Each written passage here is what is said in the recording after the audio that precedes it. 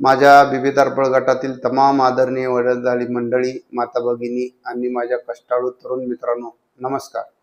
मी तुमच्या समोर केवळ एक उमेदवार म्हणून नाही तर तुमच्या सुखदुःखात कायम सहभागी होणारा, तुमच्या कुटुंबातील एक हक्काचा माणूस म्हणून उभा आहे. राजकारणात शब्दाचे बुडबुडे अनेक जण सोडतात, पण मी नेहमीच कृतीवर विश्वास ठेवला. आपल्या भागातील सुशिक्षित तरुण जेव्हा रोजगारासाठी वणवण फिरत होता, तेव्हा त्या तरुणाच्या हाताला काम आणि घराला सन्मान मिळवून देणं हे मी माझं आद्य कर्तव्य मानलं.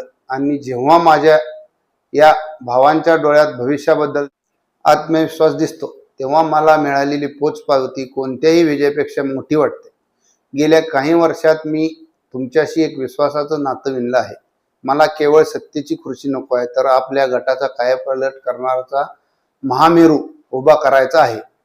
माननीय शाजीभाऊ, आदरणीय दिलीपराव माने, आदरणीय यशवंततात्या माने यांच्या अनुभवाची शिदोरी घेऊन मी आपला हा परिसर सुजलाम सुफलाम करूया. येत्या 2 दिवसात विरोधक अनेक वावड्या उठवतील, अफवांचा बाजार गरम होईल, पण माझा तुम्हा सर्वांवर आणि माझ्या कामावर पूर्ण विश्वास आहे.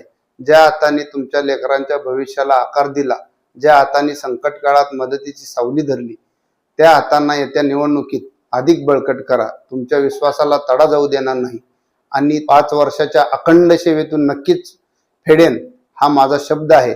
आपल्या विकासासाठी, आपल्या हक्कासाठी आणि आपल्या उज्ज्वल भविष्यासाठी विकासाच्या बाजूने उभे राहा आणि येत्या 7 तारखेला मला साथ द्या.